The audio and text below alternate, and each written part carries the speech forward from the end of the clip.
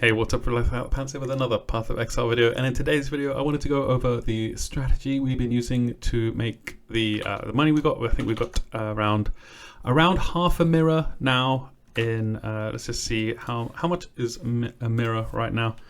If we do mirror of Calandra, then I think they're around 190 or something, 189, 193, 100, yeah. So around half a mirror that we made, and we made most of it in the last couple of days. So you can see here, now it's Tuesday, but on Monday we only had 38 divs and we made 70 in the last, basically 60 at least in the last day.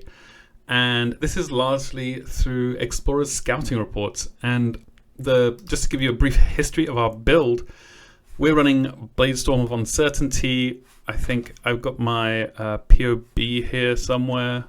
Yeah, so here's my path of building. This is the import of my character, and my effective hit pool is 1.1 million, and my damage is less than that. So our damage is actually less than our EHP pool, mostly because we're block-based gladiator. So we've got more than skill here, which is lucky block, and our shield here has recover percentage of life when you block.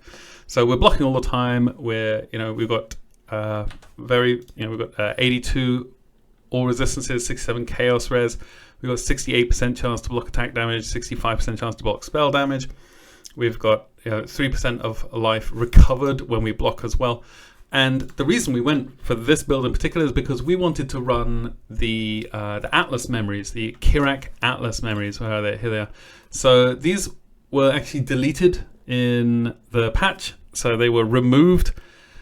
And that was very frustrating because we were going to be running Einhar's memory of Crystal Prisons. It's this one here. The Einhar's memory, you can see it here. Actually, this is what the memories look like. They've changed now in 3.26 to be part of the storyline for the memories of Egon Caesarius. But you used to be able to put one on a map, and you would go in and there were all these rogue exiles around, and you could corrupt them all.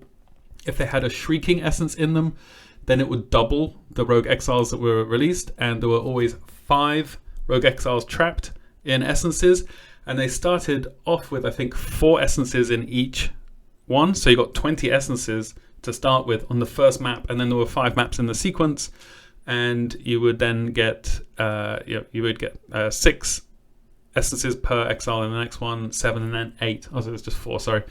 So you would eventually get 8 essences per exile, and you were corrupting all of them. You're getting a ton of essences, and that got deleted. So we figured that we would actually go just straight for essences. So this is the Atlas skill tree we started with. This is a progress, so we're just going around taking all these increased chance to drop maps in additional connected maps nodes, these ones, and all the shaping the skies and all of the Kirac nodes as well. This is a fairly standard completion one. We didn't go for Unwavering Vision because we actually wanted to drop a lot of scarabs, because scarabs are quite a lot of money early on. We went from this, we started off with just doing heist to chaos recipe to get some early divines, because they're really cheap early on. If you can get to heist in like 2.5 hours, which some people can, I can't, but if you can get to heist in 2.5 hours on League Start, divines are 20 chaos each.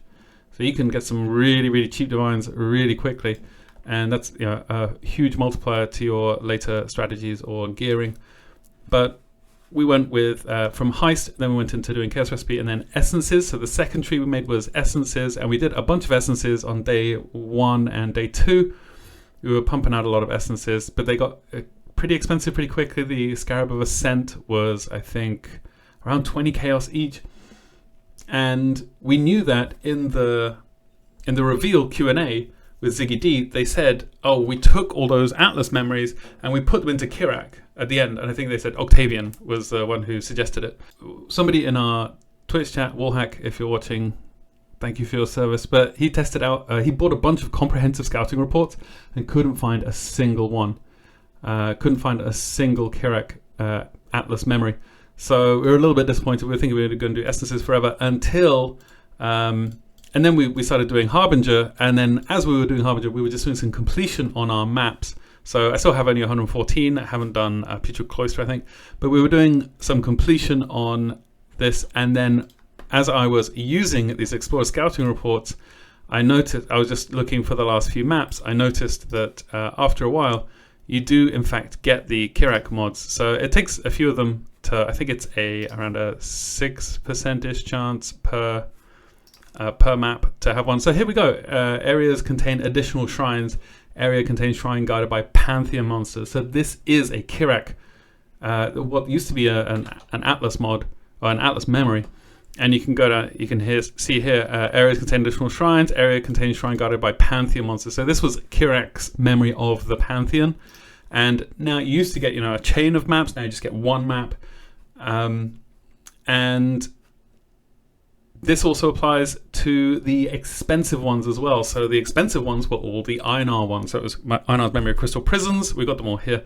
Einar's Memory of Crystal Prisons. Einar's Memory of Harvest Beasts, because it contains capturable Harvest Beasts. So I'm talking like the Vivid Vultures, which get to like 8 to 10 divines each at towards the end of the league, or to midpoint of the league when people are doing a lot of mirror tier crafting, because these the Vivid Vultures, we roll a synth implicit on stuff.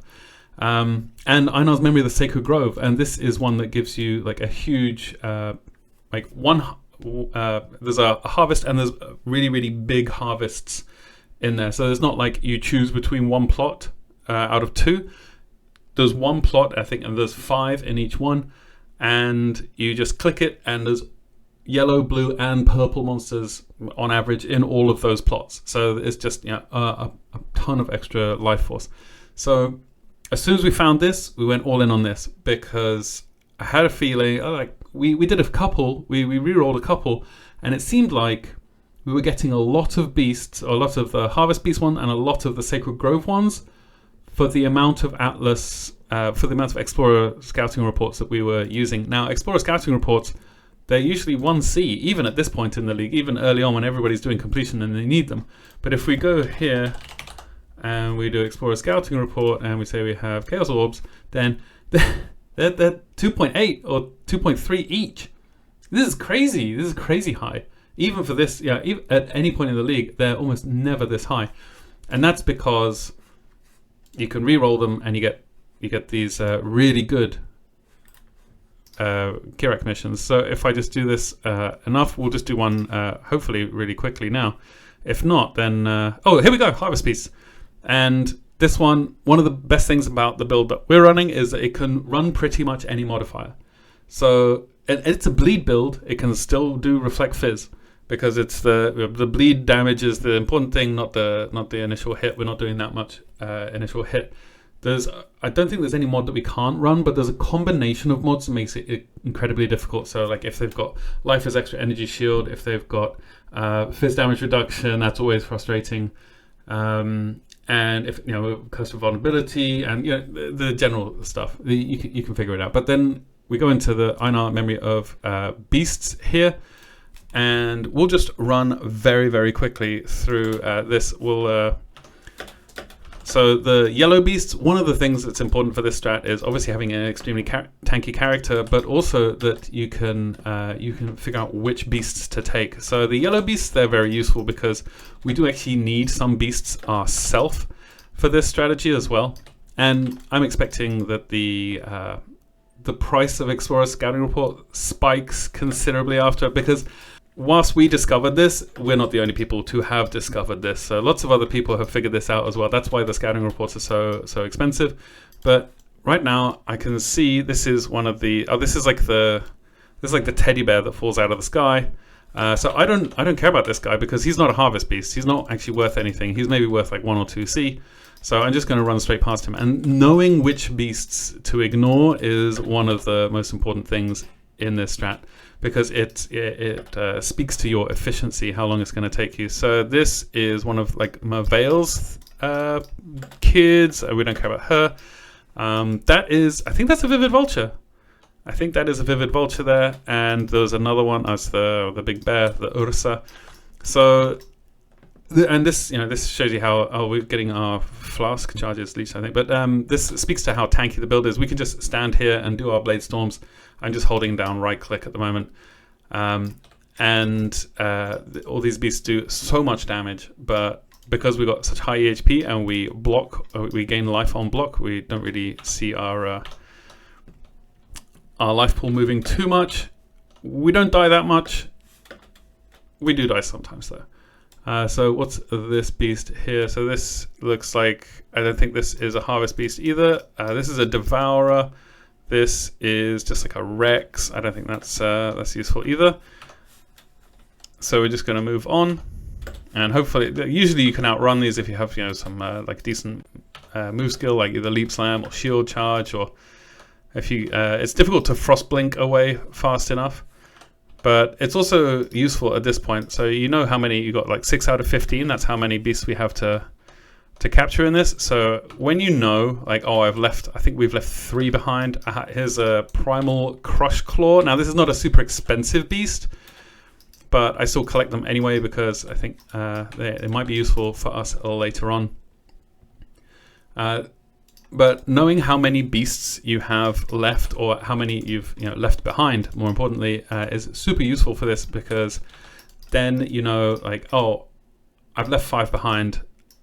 I'm at 10 out of 15. I could just leave this map now. I can just go. So as soon as it's caught, we just we move on, and we're at 7 out of 15. These guys as well. I always do these guys. Even I think I can't exile him, but I can take this. They're super useful just for like a little bit of extra currency. This Ursa, I don't think we need this guy, this beast. But the exiles, somebody in our Twitch chat has got so far a headhunter and a mage blood from the mercenaries. So we always do them, and you want the renown. You want to be high renowned, because you usually get the extremely good rewards from people with high renown. And people with the legendary mercenaries, but they only really show up. They show up more if you have high renown. So if you find the mercenaries, just kill them. Take some item. You can just leave it on the floor. Okay, here we've got. Oh, this is a I think it's Primal Cyst Caller. This guy is the goat dude. This is a really important guy. So if you see these goat guys, you definitely want these all the time. We're at 9 out of 15. I think we left around 4. So yeah, there's 2 yellow beasts here. So once we've got these 2 yellow beasts, then we can just leave the map. I usually don't complete the maps either. Maybe if it's like really quickly, if it's like something like Misa or something like that, you don't get to choose your layout with this. But maybe I'll just charge off, and then I see the boss. And if it's a quick boss, this one's relatively fast. I say that I do it really, really slowly. Kill the boss and leave if you want to kill the boss, but most of the time we just ignore it, especially if we're doing harvests. Basically, as soon as you get to the harvest, you just do the harvest and then run away. You just teleport directly out from the harvest. Usually you get a decent amount of gold from the bosses. So that's how you do it. A 5-minute map. It's a little slow. And then you can also check Kirac for anything, because every time you use a Kirac mission, he changes what he's got in his inventory. And I've got a couple of decent unique maps I sold that way. Also, he sometimes gets shaper maps, that kind of stuff as well. So let's go to our menagerie, and we talk very quickly about what kind of beasts we want to keep. So I'm using PoE.re here. Are we actually going to our menagerie? Oh, has it crashed? Fantastic, yeah. So this is the EU servers in action. For anybody watching in America, this is what it's like on the EU servers. You see our ping's gone up to 20 seconds, so maybe we come back in and it's okay. And maybe we have to swap to it. Yeah, I don't think it's going to be okay. I think it's going to disconnect us from the instance, so we have to go to a different server. You lose a lot of maps this way. And it's quite frustrating, because once you change your gateway, then you can lose the map as well that you had. And frequently I've been rolled back, like all the loot is gone, and I wouldn't mind so much if they didn't keep all the materials that I used. So like they'll roll back all the loot, but they won't roll back the fact that I used XYZ thing in a map. If I use like 5 scarabs in a map, then that won't get rolled back, and that's frustrating. Anyway, we're back in, and let's go straight into the menagerie, and we'll talk about what beasts we're trying to keep here. And obviously we have a nice spreadsheet as well. So go talk to Einar, and here I've got I'm on PoE.re, and you can see there's different things you can select here. So you can select scarab, flasks, heist, etc., etc., etc., and you can also select bestiary. And now it's 250 characters that we can use in the filter. Super good. We can actually put this down to like 8 chaos or something as well, and it maybe captures a bunch more. And we just copy this and go over here and paste it in. And now you can see, here's this primal cyst caller. Now this is the important one. Yeah, we did get a vivid vulture, so just take that out. And this is, I guess this is the one that's, yeah, this is like less than this is create currency items, a stack of 2 orbs of binding. I'm not sure I'm going to use that. I'll probably just release that one straight away. But this is the one I was talking about, the primal cyst caller. These are very important because these are a way to maintain the amount of Kirac missions you get. So if I just type in KI here, then you can see the primal cyst caller gives us gain 5 Kirac missions. And so that means you can basically sustain your Kirac missions. You don't have to run a ton of maps in order to get them, which is super useful. I found that occasionally I would have to buy 1 or 2 of these. I think I bought 4 in total over the days, but we've run, a lot of maps. So now we've got our 5 Kirac missions, and I can show you the tab that I'm using here. This is the tab that I used for the recorded data that I'm going to show you. So it was this. There's actually a space here because I stole one of the beasts. So we actually made less. We actually made more money than I'm going to show you. But these are the beasts we got. And if I do like vivid vulture, then you can see we've got quite a few of those. If we do matron, then we've got quite a few bristle matrons. We've got I'm just going to put this one in here because I'm saving these. So let's look at our stash here. So the beasts section, this is, take that filter off. This is what we got from running, this is 500 rerolls. And don't forget, it's not actually 500 scouting reports because each time you do a map, each time you do a Kirac mission, it rerolls anyway. So every time you do one, you get a free one. You get a free reroll. So we've got, and also conversely, if you have lots of white and yellow ones as well, like white and yellow Kirac missions, you can do those and it rerolls all of them as well. And you don't have to actually do them. You can just open them and burn through them, and then you will get these. You'll get a reroll as well. So there's a way to do it even if you don't have any available scouting reports. But yeah, we got 13 vivid watchers. We got 9 wild bristle matrons. We got 6 wild bramblejacks, 7 wild hellion alpha, 4 vivid vultures, 2 primal cyst callers, and I would just use those myself, and then a fenwell plagued arachnid. And we actually got 2 arachnids, but those that was one of the ones I used. I needed to split some body armor. So this is what we got from just a day, around 30 divs. I think if we could see here, yeah. So Monday at 11 a.m. We were 14 divs in the total, and then in not too long, so we went from, I think it was like 11 p.m. to 3 a.m. So this took 4 hours to go from 14 to 30 divs. So it's 15. So it's around 4.5 divines an hour. Pretty good for early league. And we also got all this life force as well because we were running all of the Einar memories that were the Sacred Grove and the Harvest Beasts. We tried the Crystal Prisons one, and it's very underwhelming. It's super underwhelming. I honestly don't think it's worth the Kirac mission because the Rogue Exiles in the Crystal Prisons, they used to be. You used to get, 4 minimum essences, and a lot of the time in the Einar Crystal Prisons missions now you get 2, and that's very underwhelming, especially when sometimes you would get 8. It's very underwhelming to get 2. Anyway, so this is what we did. We had a little drop down here, so I would basically go over here. I would open this up. I would check for everything here. Check for the enchant, and then no, and I would go to the next one, and then I would re-roll it, and then I'd check these. And then if I found this one, so like rare and unique monsters found in area are possessed and their minions are touched. This is the Nico one of Tormented Souls. So I just come here and I'd select Nico Tormented Souls like that. Let's undo that. And I recorded all of the, for every roll, I recorded which ones I got.